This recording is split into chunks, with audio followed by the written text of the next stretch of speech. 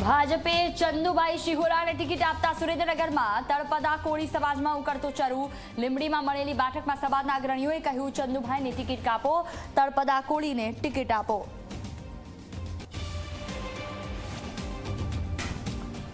ભ્રષ્ટાચારી ગમે તેટલો મોટો હોય, કોઈને છોડવામાં નહીં આવે। પીએમ મોદીએ આપી ભ્રષ્ટાચારના પૈસા પરત અપાવવાની ગેરંટી।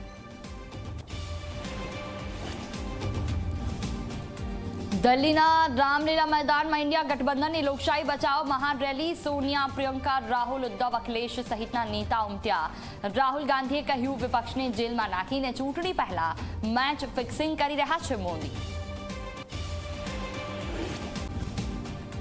કેન્સર પીડિત દર્દીની સમસ્યાનો કેવી રીતે આવ્યો ઉકેલ? આયુષ્યમાન કાર્ડની અવઢવ કઈ રીતે થઈ દૂર? ઝી 24 કલાક પર જુઓ આજે રાત્રે 7:55 કલાકે કંટ્રોલ રૂમ।